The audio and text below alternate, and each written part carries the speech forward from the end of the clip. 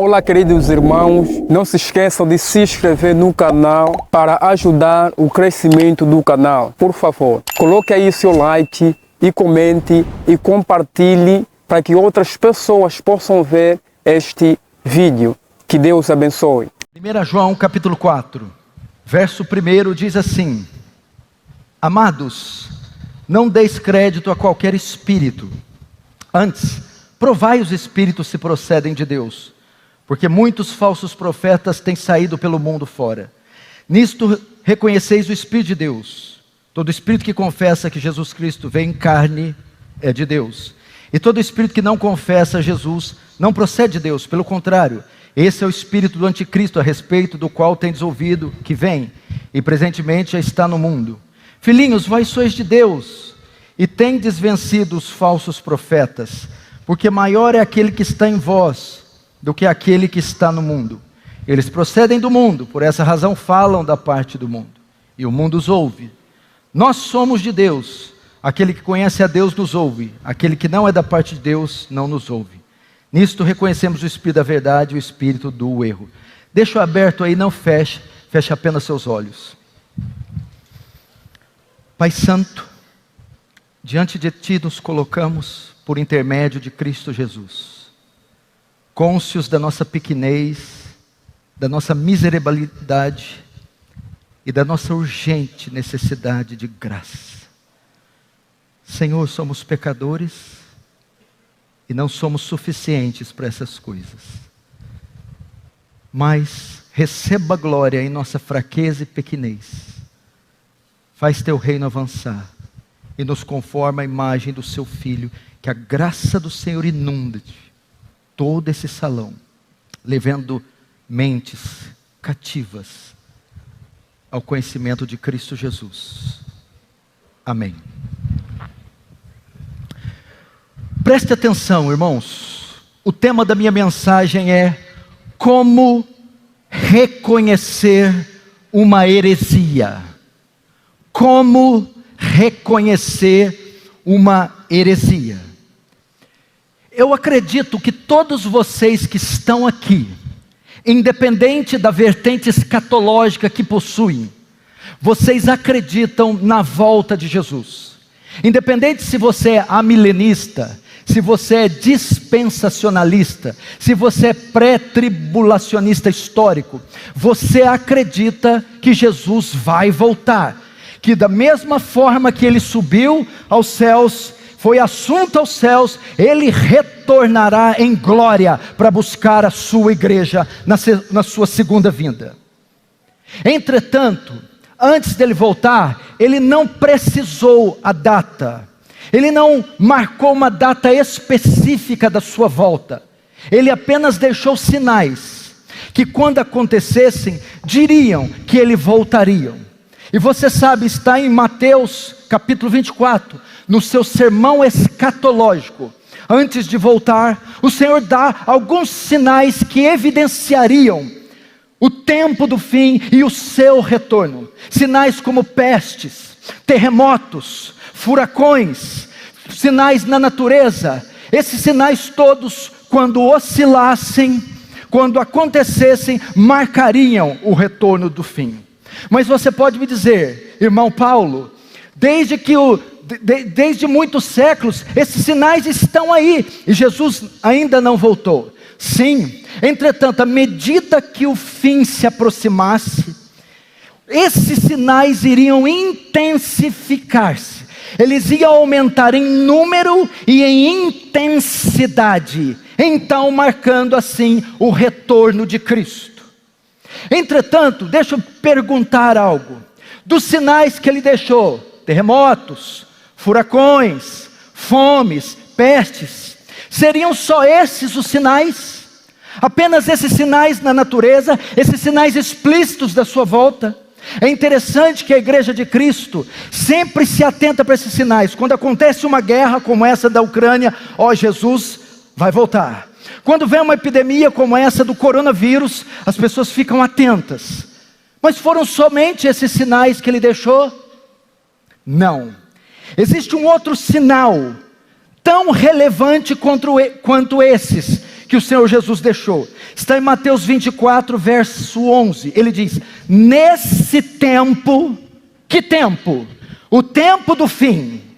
Muitos serão escandalizados e trair-se-ão uns aos outros, e uns aos outros se odiarão. E surgirão muitos falsos profetas, e enganarão a muitos. Esse é um outro sinal. O Senhor diz que próximo à sua volta, o mundo seria marcado por um crescimento espantoso de engano religioso, de heresia, de falso ensino, de falsa doutrina, de falso pastor, de falso pregador, de falsa igreja. Esse sinal iria marcar o fim. E nós devemos nos atentar para ele. Você acredita que Jesus está voltando? Diga sim. Você acredita que os sinais estão se cumprindo? Sim. Então, se Jesus está voltando, este sinal também tem que se cumprir, de modo que se ele não se cumprir, o Senhor não vai voltar. 1 Timóteo 4:1 também fala disso, mas o Espírito expressamente diz que nos últimos tempos, que vão da primeira à segunda vinda de Jesus, o que vai acontecer nos últimos tempos? Apostatarão alguns da fé, dando ouvido a espíritos enganadores e doutrinas de demônios. Paulo diz que no fim dos tempos ia haver uma apostasia e a proliferação de doutrinas de demônio. 2 Timóteo agora 4, do verso 1 a 4, porque virá o tempo, que tempo? Virá o tempo, o fim. O que vai acontecer no fim? Em que não suportarão a sã doutrina, mas tendo comichão no ouvido, coceira, amontoarão para si doutores, segundo suas próprias concupiscências, e desviarão os ouvidos da verdade, e se voltarão às fábulas, se voltarão às heresias. 2 Pedro também faz uma profecia, 2 Pedro 2, verso 1 a 3. E também houve entre o povo falsos profetas. Houve, passado, Antigo Testamento. Como entre vós haverá também futuro. O que haverá? O que Pedro está profetizando? Haverá também falsos doutores, que introduzirão encobertamente heresias de perdição, e negarão o Senhor que os resgatou. Irmãos, e é exatamente isso que estamos assistindo. Estamos assistindo hoje com precisão o cumprimento dessa profecia.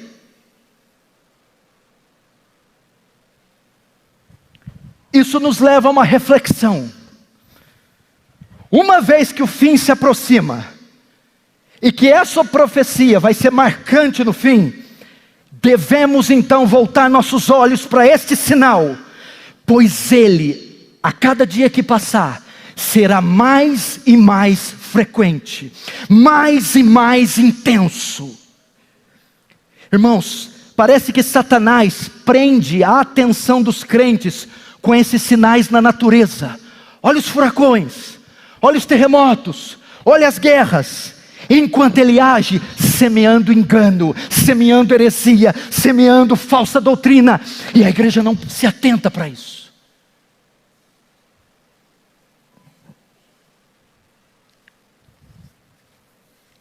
O Novo Testamento alerta sobre o perigo do engano mais do que qualquer outra coisa. Preste atenção nisso aqui. Um professor de seminário resolveu fazer um trabalho com a sua turma para um semestre, um trabalho longo. Eles deveriam examinar todo o Novo Testamento, e para extrair os temas mais relevantes, e para o final do trabalho dizer quais temas o Novo Testamento dão mais ênfase. Ao final do trabalho eles ficaram espavoridos e assustados, porque eles viram que o alerta sobre falsos profetas, heresia, engano religioso, é o tema predominante do Novo Testamento. E prevalece sobre amor, unidade e experiência. Irmãos, no Novo Testamento falam, advertem a igreja sobre heresias, sobre o engano, sobre falsos profetas. Mateus fala sobre engano religioso, Marcos fala sobre engano religioso, Lucas fala sobre engano religioso, João fala, Atos, Romanos, 1 Coríntios, 2 Coríntios fala, Gálatas, Efésios, Filipenses, 1 Tessalonicenses, 2 Tessalonicenses fala sobre engano religioso, 1 Timóteo, 2 Timóteo fala sobre engano religioso. Tito fala sobre engano religioso, Hebreus fala sobre engano religioso, Tiago, 1 Pedro, 2 Pedro falam sobre engano religioso, 1 João, 2 João, 3 João falam sobre engano religioso. Apocalipse tem um capítulo inteiro destinado à besta que sai do mar e à besta que sai da terra, o rei, o chefe, o anticristo.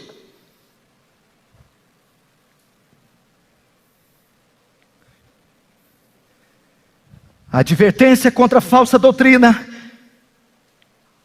é o tema mais recorrente do Novo Testamento. Isso mostra a importância que Deus dá às advertências contra falsos profetas e falsos ensinos. Portanto, não deveríamos nós dar a mesma importância, não deveríamos nós deixarmos de ser negligentes e ficarmos de olho no que está acontecendo em todo o território nacional, em ver que esse perigo está... Irmãos, o mundo está vivendo o maior florescer de falsos profetas da história. Nós estamos vendo igrejas sendo plantadas em cada esquina, denominações das mais diversas, doutrina sendo espalhada por todo o país. A cada dia se publica centenas de novos livros cristãos. Só um apóstolo aqui do Brasil plantou em um ano 1.100 igrejas. O Brasil é o país que mais realiza seminários, que mais realiza conferências, que mais publica livros. E é um dos países que mais envia missionários, que mais planta igrejas. Eu visitei uma cidade que a cada 200 metros tinha uma igreja evangélica. Mas pergunta, será que tudo isso é bíblico? Será que tudo é saudável? Será que a sã doutrina que eles estão ensinando? Será que eles estão produzindo crentes nascidos de novo? O Senhor disse que o engano iria crescer e se espalhar. E onde a igreja estaria nesse momento? Onde a igreja de Cristo estaria quando houvesse um florescer de engano e uma apostasia mundial? Ela teria sido arrebatada? Não. A igreja estaria aqui, no meio desse oceano, como uma pequena ilha, rodeada de engano, de falsas doutrinas.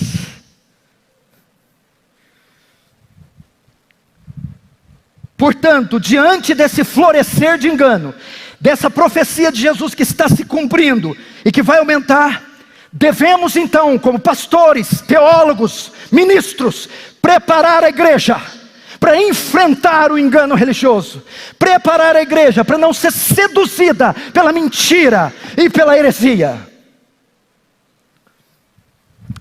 No grande despertamento de 1730 a 1740, promovido por Jonathan Edwards, houveram questionamentos acerca da legitimidade daquele avivamento. Alguns estavam questionando aqueles ensinos e manifestações, se eram obra do Espírito Santo ou não. Jonathan Edwards então avaliou aquele movimento e fez isso com base em 1 João capítulo 4. Capítulo esse que ele escreveu um livro intitulado A Verdadeira Manifestação do Espírito Santo.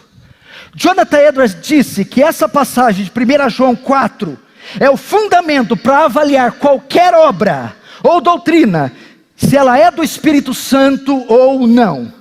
1 João 4, estão contidos testes pelos quais podemos medir todas as manifestações espirituais, todas as pregações, todos os pregadores.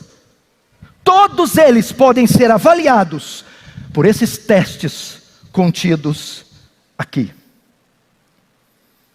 O que devemos fazer então diante de tanta ameaça? O que fazer então para que a igreja não caia na teia do engano religioso? Nesse sentido, para nos prepararmos para o cumprimento dessa profecia, para preparar a igreja para não cair no engano religioso, eu não vejo texto melhor para nos ajudar do que 1 João capítulo 4. Vamos entrar então no texto. Verso 1 começa assim: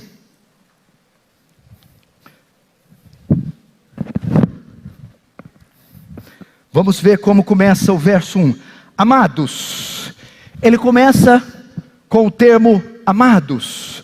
Não se sabe o destinatário dessa epístola. O que se sabe é que ela foi provavelmente escrita no ano 94 da era cristã. O único apóstolo vivo aqui era o apóstolo João. Todos os outros apóstolos, inclusive Paulo, já havia morrido. Parece que ele escreve então para os crentes da Ásia Menor.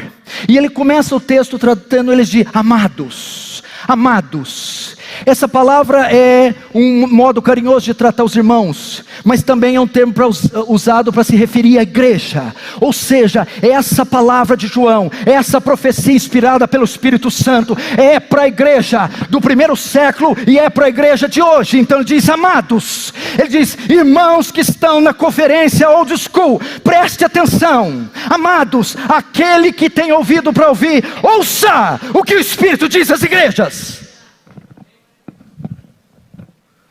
Amados, não creiai em todo espírito. A palavra creiais aqui, não creiais, quer dizer pistel no grego. Quer dizer acrediteis, deis créditos, aceitei, ser persuadido, ter confiança. E a palavra espírito aqui carrega a ideia de manifestação espiritual, ou ensino, ou doutrina, ou pregador. O que João está dizendo aqui, amados, igreja brasileira, não aceite, não confie, não dê crédito a qualquer espírito, não acredite em qualquer doutrina, não acredite em qualquer pregador. É isso que ele está dizendo. Não saia abrindo o coração para qualquer profeta, não acredite em qualquer conferência, não acredite em qualquer ministro que prega na televisão, não aceite qualquer tipo de doutrina.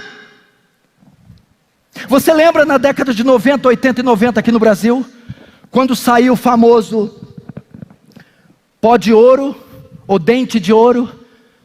Algumas igrejas durante o culto, os irmãos recebiam dentes de ouro, e foi uma onda de pessoas indo até essas igrejas, e aceitando aquilo como obra do Espírito Santo, sem testar, simplesmente dando crédito, aceitando.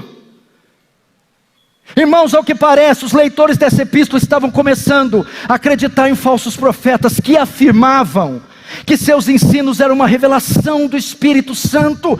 Parece que 2000 anos depois as coisas não mudaram. Muitos estão aceitando qualquer homem que diz falar pelo Espírito Santo, qualquer milagroeiro, curandeiro. As pessoas dizem, esse é um homem de Deus. Qualquer um que prega uma mensagem espúria diz, esse é um homem de Deus.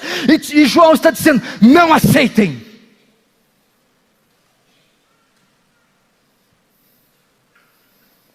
Paulo alerta a igreja de Éfeso contra essa falta de discernimento.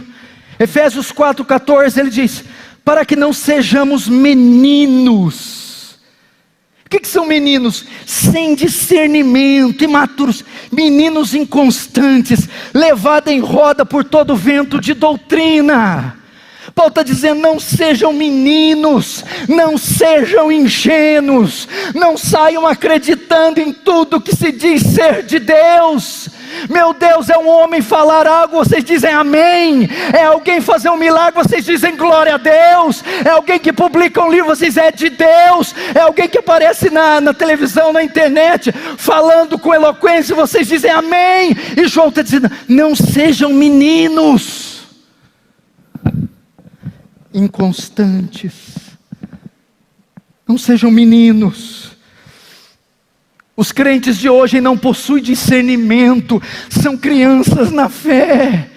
Meu irmão, tem pessoas que escutam John MacArthur e escutam Bill Hybels e pensam que é a mesma coisa. Não é a mesma coisa. Eles não têm discernimento. E eles falam, meninos inconstantes, levados em roda por todo vento de doutrina. O menino é assim, uma hora gosta de uma coisa, outra hora não gosta mais, gosta de outra coisa. Ele fica sempre correndo atrás das novidades. A igreja brasileira é menina. Ela fica sabendo que tem alguém curando ali, ela vai até lá. Fica sabendo que tem uma conferência em outra cidade, ela vai até lá. Descobre um pregador novo na internet, ela vai. Ela fica agitada, como o vento de um lado para o outro, sem maturidade, sem perspicácia, sem discernimento. E João está dizendo, amados, com amor e carinho, não creais em qualquer espírito.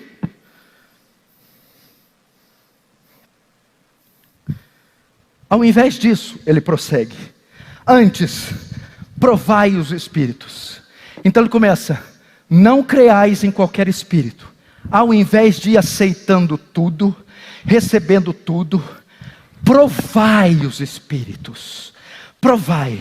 A palavra provai aqui vem do grego dokimazo. Era uma palavra usada na metalúrgica para avaliar a pureza do metal, a genuinidade, a legitimidade do metal. Dokimazo era para verificar se uma coisa é genuína ou não. E João está dizendo, ao invés de aceitar tudo, coloque esses ensinamentos à prova. Examine-os, teste-os. Use o cérebro e não só o coração. Use a mente, o raciocínio, o discernimento lógico, bíblico, hermenêutico, exegético. É o que ele está dizendo. Examine-os. João exorta seus leitores a distinguirem cuidadosamente os ensinos do Espírito de Deus e os falsos ensinos. Teste-os. Você está ouvindo esse homem na internet? Teste ele, prove ele. Você está ouvindo esse televangelista?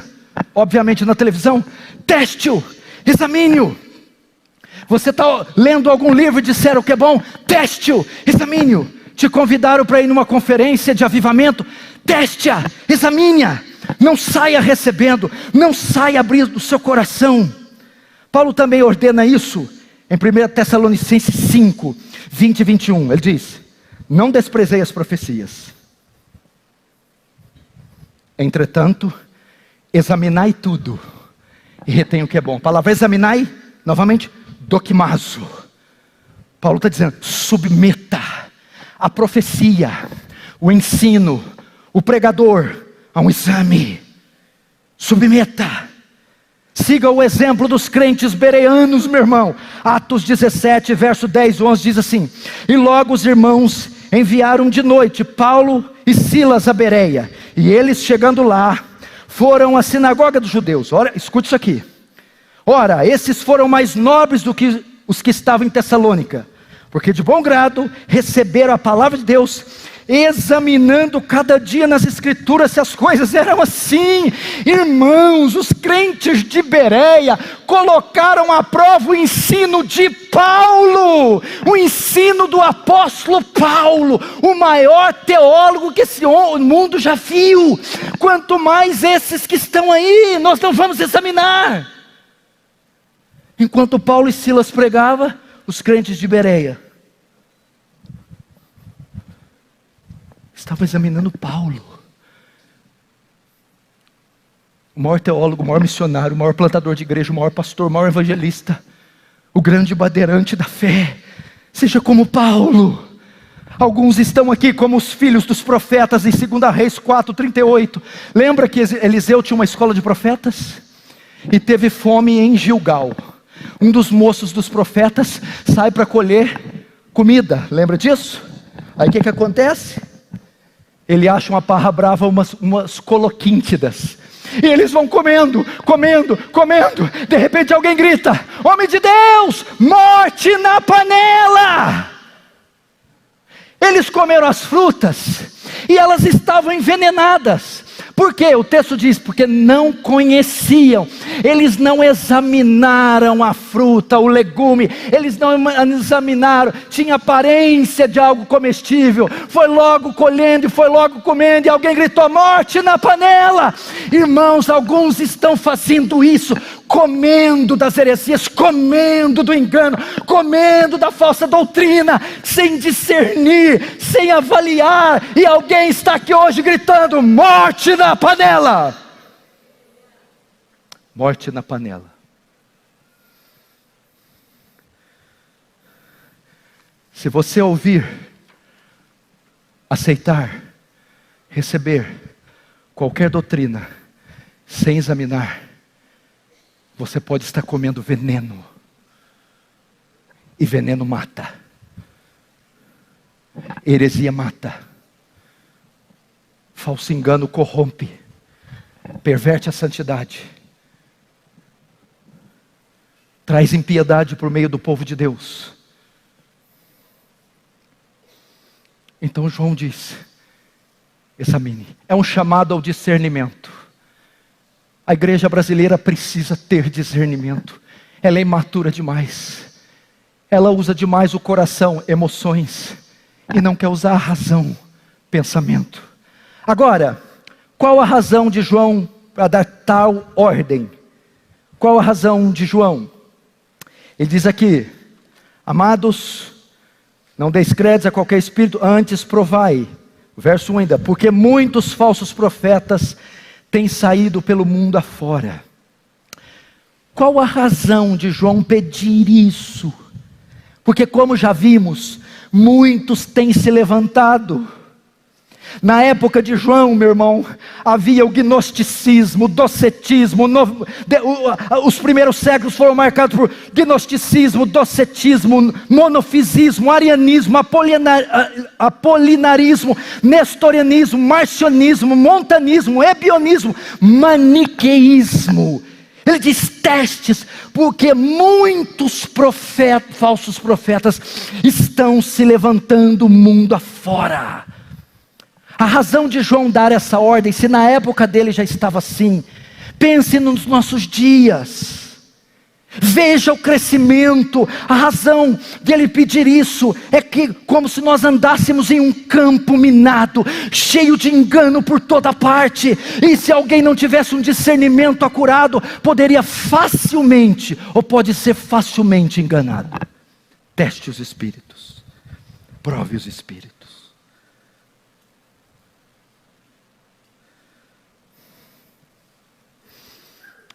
É como se João visse a nossa geração e dissesse: prove-os, teste-os, porque vocês vão se deparar com uma quantidade de engano tão grande, que vocês não vão acreditar, de modo que qualquer passo em falso pode ser fatal.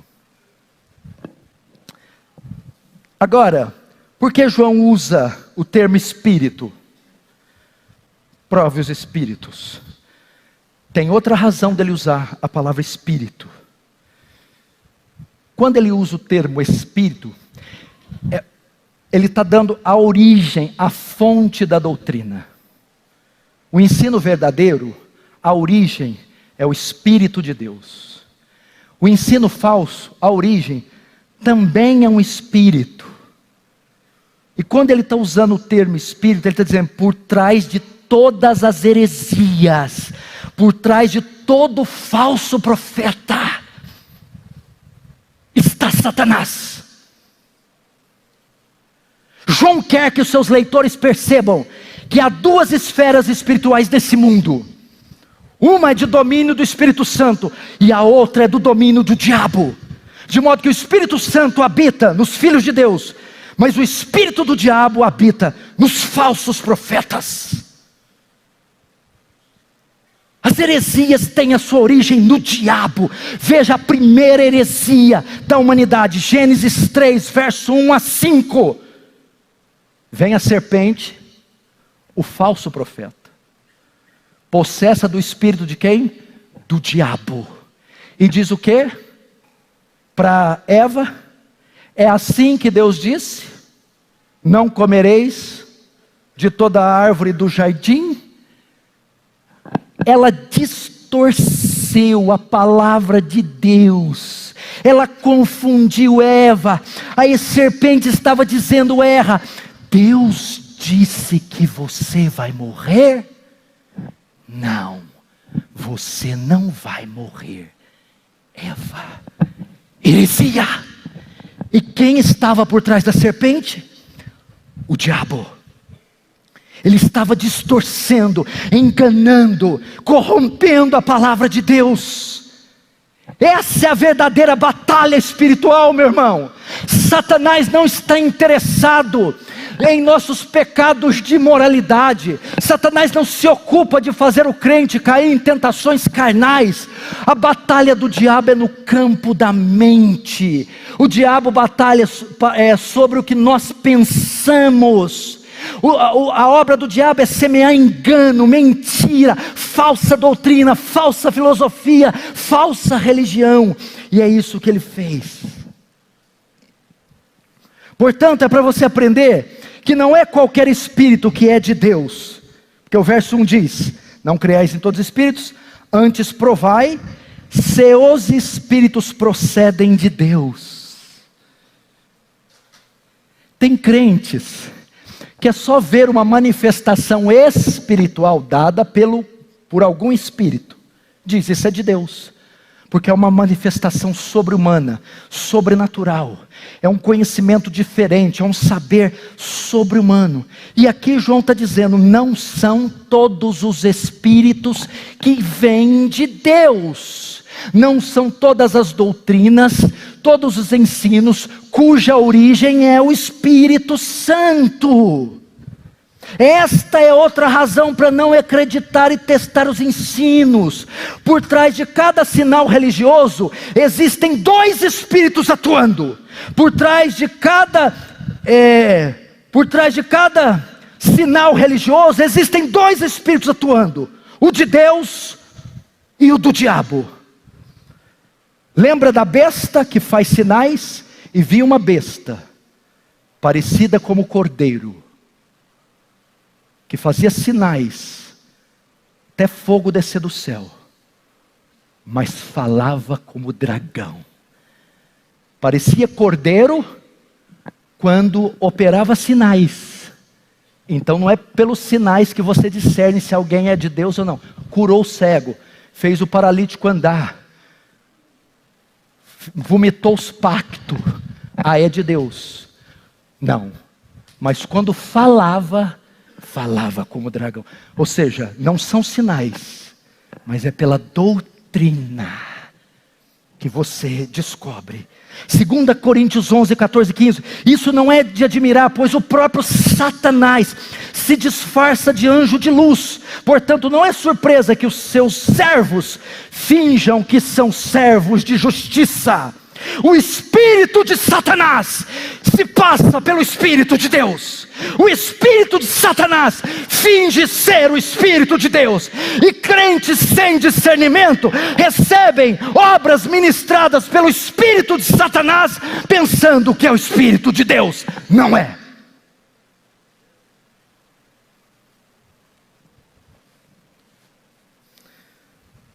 Você quer ver alguém operando sinais como nunca na terra? 2 Tessalonicenses 2,9. Ora, o aparecimento do Inico, o anticristo, é segundo a eficácia de Satanás, com todo o poder, e sinais, e prodígios da mentira. O anticristo vai fazer sinais, vai fazer prodígios, vai ensinar doutrina, vai criar uma religião. Mas a Bíblia diz que ele é segundo a eficácia.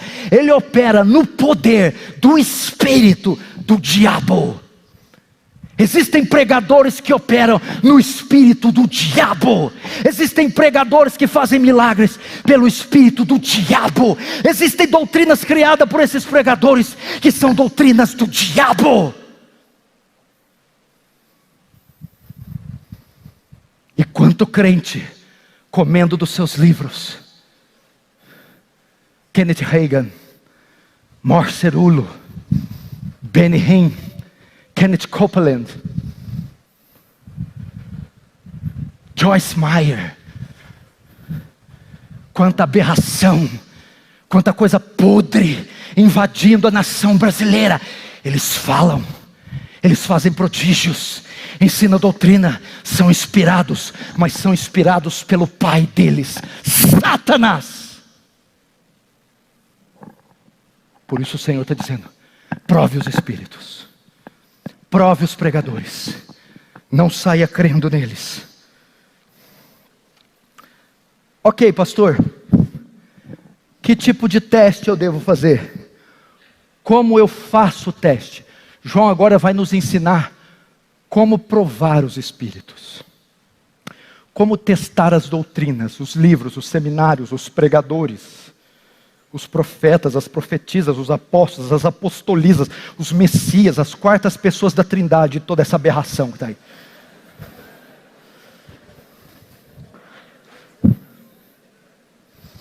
Só no Rio quem está crendo nisso, né? Verso 2, vamos para o teste. Nisto conhecereis o Espírito de Deus. Todo espírito que confessa que Jesus Cristo veio em carne é de Deus. E todo espírito que não confessa que Jesus Cristo veio em carne não é de Deus. Mas este é o espírito do anticristo. Vamos lá. O primeiro teste tem a ver com cristologia. Doutrina que estuda a pessoa e obra de Cristo. Ok? Presta atenção. No primeiro século, a igreja estava sendo ameaçada. A primeira grande heresia foi combatida por Paulo. Foi o judaísmo, os judaizantes. A segunda grande heresia, quando Paulo morre, começa a florescer, foi o gnosticismo. O gnosticismo e o docetismo.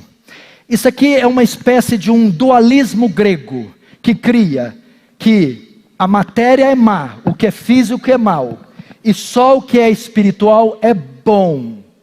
Então, se Jesus é Deus e Deus é bom, Jesus não pode ter tido corpo, porque corpo é matéria e corpo é mal. Então eles negavam uma das naturezas de Jesus. Eles negavam a natureza humana. Isso foi resolvido no concílio de Calcedônia, no século V, através da união hipostática. O que eles decidiram em Calcedônia?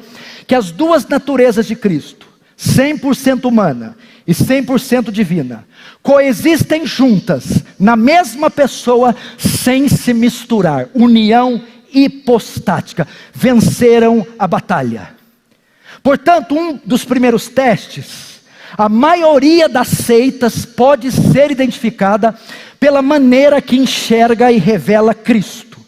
Geralmente as heresias têm uma cristologia débil. Por exemplo, os mormons. Para eles, Jesus é o irmão espiritual de Lúcifer. Heresia. Para o espiritismo, Jesus é apenas um espírito evoluído. Heresia. As testemunhas de Jeová, para eles, Cristo foi criado, é uma criatura, é uma aberração, uma heresia. Então, todo movimento que você receber, observe como eles revelam e tratam a pessoa de Cristo. Entretanto, não é só esse teste não, presta atenção. Quando o texto usa o termo espírito, que veja só, a origem da doutrina, do milagre, vem do espírito, ou de Deus, ou do diabo. O primeiro teste é como o espírito daquela doutrina revela Cristo. O segundo, quando ele usa o termo espírito, aponta também para a obra do Espírito Santo. De modo que se o primeiro teste tem a ver com cristologia, o segundo teste tem a ver com pneumatologia, a obra do Espírito Santo, ok? Se o ensino, a doutrina, o profeta, vem do Espírito Santo, esse ensino, esse profeta, tem a ver com a obra do Espírito Santo, ok? E qual é a principal obra do Espírito Santo? A grande obra. A verdadeira obra do Espírito Santo exalta o Senhor Jesus Cristo. João 15, 26. Mas quando vier o Consolador, que eu da parte do Pai vos hei de enviar, aquele Espírito da verdade que procede do Pai, ele testificará de mim. Irmão, o Espírito Santo aponta para Cristo, o Espírito Santo testifica de Cristo, o Espírito Santo exalta a Cristo, o Espírito Santo glorifica a Cristo. Tá, você está pensando, o que isso tem? O problema é que alguns movimentos, principalmente os carismáticos, colocam o Espírito Santo e exaltam o Espírito Santo acima de Cristo. Aqui nessa igreja a gente fica tão cheio do Espírito Santo que não dá para lembrar de Cristo. Você vê esses cultos, é culto do milagre, culto dos dons, culto do louvor, culto da unção, louvor ao poder, louvor ao Espírito Santo, louvor aos milagres. Isso não é obra do Espírito Santo. O Espírito Santo não exalta a si mesmo. João 16:3, mas quando vier aquele Espírito da verdade, ele vos guiará em toda a verdade, porque não falará de si mesmo.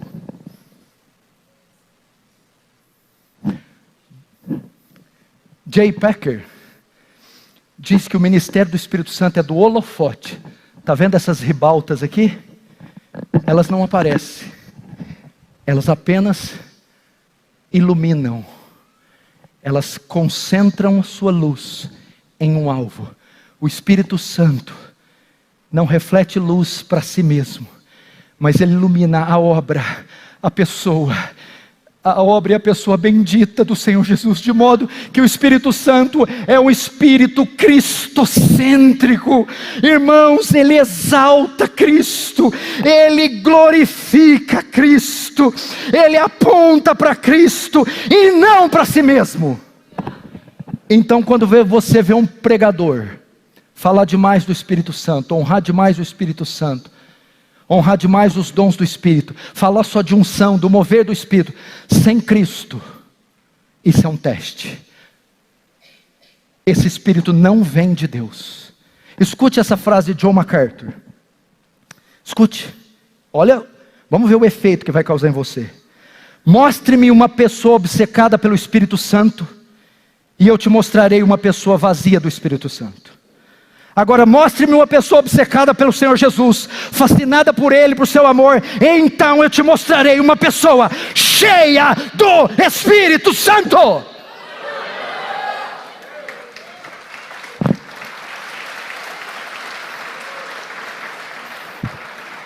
Essa é a obra do Espírito Santo. Ele tem prazer em apontar para Cristo, ele tem prazer em revelar o Filho de Deus, ele tem prazer de fazer o Filho de Deus brilhar, ele tem prazer de exaltar o Filho.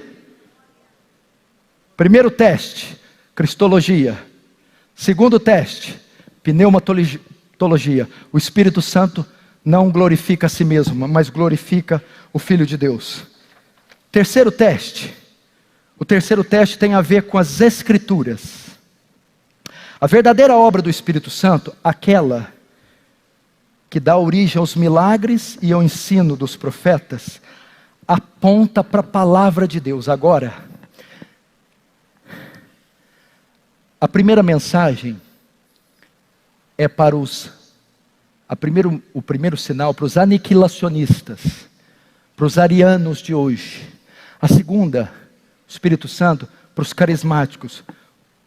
O terceiro teste para os liberais, neo-ortodoxos. João 14, 16, 26 diz assim: eu rogarei ao Pai e Ele vos dará outro Consolador, para que fique convosco para sempre, o Espírito da verdade. Esse vos ensinará todas as coisas e vos fará lembrar de tudo quanto tenho dito. Quando o Espírito que unge, que inspira o profeta vem, esse Espírito dá testemunho da palavra. Se o pastor, o profeta, diz ser de Deus, falar pelo Espírito Santo, ele tem que testificar da palavra. Então eu vejo o problema com dois movimentos: um com a suficiência das Escrituras, e outro com a inerrância e autoridade das Escrituras. Quando você ver alguém que se diz pastor, teólogo, atacando as Escrituras, contestando a inerrância das Escrituras, foge dele, é falso profeta. Vamos para a primeira, suficiência. A inerrância e a autoridade. O que é a doutrina da inerrância e autoridade? É dizer que a Bíblia é sem falha ou erro. Ela é sem falha e sem erro em tudo que ela ensina. A Escritura é autoritativa porque Deus fala pessoalmente nela. Então ela não contém a palavra de Deus, ela é a palavra de Deus. Essa é a doutrina da autoridade e da inerrância das Escrituras. Agora vem homens que criticam a palavra, negam sua inerrância, diz que ela contém erros, diz que ela precisa ser atualizada, diz que Paulo, quando escreveu Romanos 9, 10 e 11, estava delirando que Romanos 9, 10 e 11 não presta para nada. Como o autor das Escrituras, o Espírito Santo, vai inspirar homens para atacar a Escritura que ele mesmo inspirou? Se um homem diz ter o Espírito de Deus e ataca as Escrituras, tudo que ele não tem é o Espírito de Deus, é um falso profeta.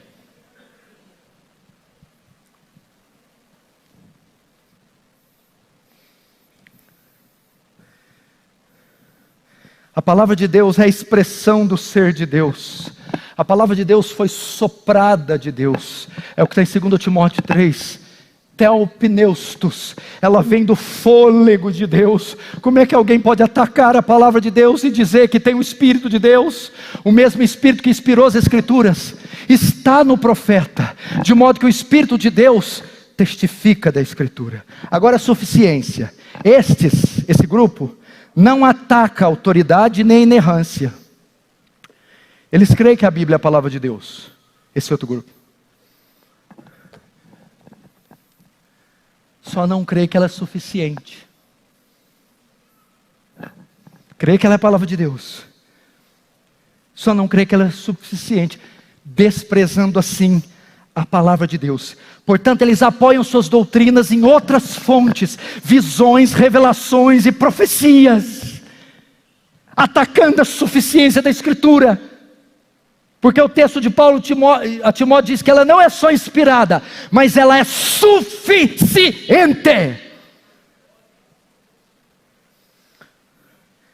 Veja novamente um texto que mostra o ataque à inerrância e à suficiência. Gênesis 3, 1 a 5. É assim que Deus diz: não comereis de toda árvore do jardim. Novamente, a serpente com Eva. Primeiro, eles colocam à prova a palavra de Deus, dizendo que Deus falou o que ele não falou. Atacam a inerrância. É assim que Deus falou? Não, Deus errou. A serpente coloca à prova a infalibilidade da palavra dita de Deus a Adão e Eva.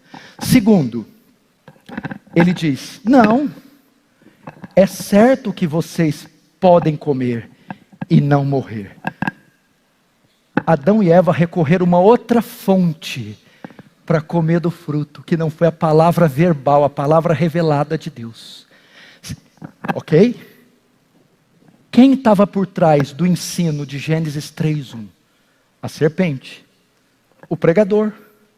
Quem inspirou, possuiu a serpente, de modo que ela atacou a inerrância e a suficiência? Satanás.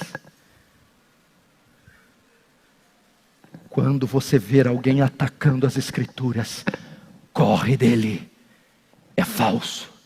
Quando você vê alguém atacando a suficiência e dizendo que a Bíblia não é suficiente, precisa de outras revelações, foge dele. Quarto e último teste: e não olhe no relógio. Cada vez que você olhar, eu vou acrescentar 15 minutos na mensagem. Já foram 2 irmãos que olharam, é 30. Esse é o último ponto e eu termino o meu sermão. Ainda bem que foi só esse pedaço aqui está de Deus, esse aqui falou pelo Espírito de Deus. Esse aqui também, né? Vamos, vai. Quarto teste. A obra do Espírito Santo, o Espírito Santo aponta para a obra de Cristo, o Evangelho. Preste atenção. De modo que negar, distorcer ou negar o propósito central do Evangelho não vem do Espírito de Deus. O Evangelho da prosperidade. Cristo veio redimir os homens das doenças, do sofrimento e das riquezas. Essa é a visão que eles têm do Evangelho. O Evangelho da justiça social. Jesus veio redimir os homens da pobreza e da igualdade de direitos sociais e civis. Veja só, o Espírito Santo aponta também para a obra de Cristo, o Evangelho. E o que é o Evangelho? O que o Dr. Lawson pregou pela manhã, 1 Timóteo 1,15. Fiel essa palavra e digna de aceitação, que Cristo veio ao mundo para salvar os pecadores, dos quais eu sou o principal. Ou seja, Deus estava em Cristo reconciliando o homem consigo, não imputando a ele as suas transgressões. O Evangelho é o Evangelho da redenção. Estávamos em dívida com Deus, Deus estava irado conosco, a sua ira ia cair sobre nós, mas através da cruz, Ele nos redime, Ele satisfaz as demandas da sua justiça, aplaca a ira de Deus e redime um povo para si. Esse é o poderoso Evangelho.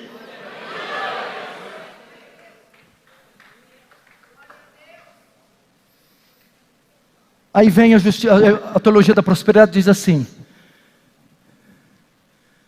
Cristo desceu dos céus, se fez carne, viveu uma vida sem pecado, morreu na cruz como um malfeitor.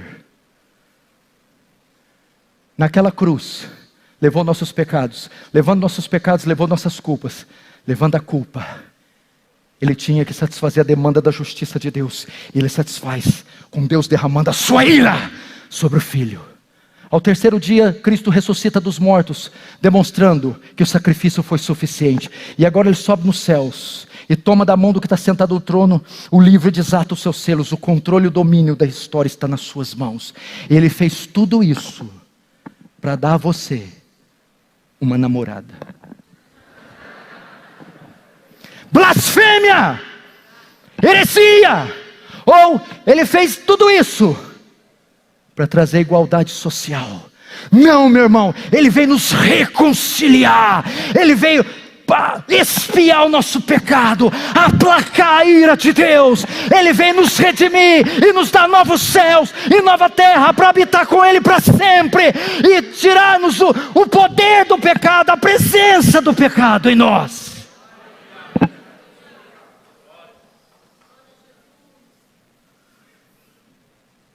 Agora vamos terminar. Verso 4, e eu termino.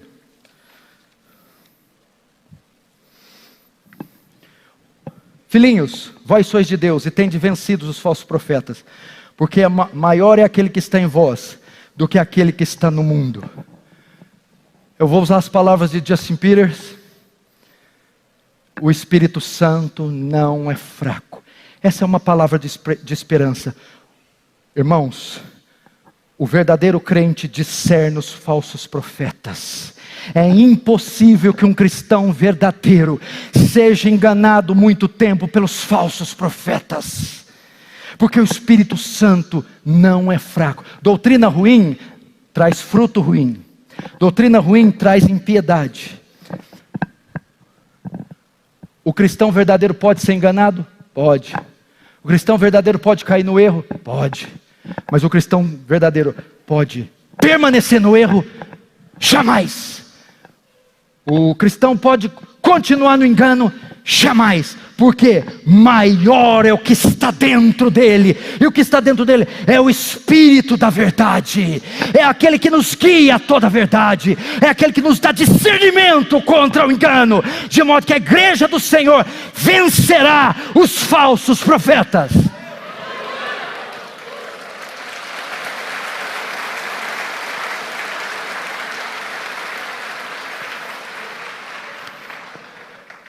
Amados, não creiais em todo espírito. Vamos começar a partir de hoje um exame em tudo que ouvimos, lemos e os lugares que frequentamos. Assim não cairemos no engano. Fecha os olhos, curva a cabeça, vamos orar.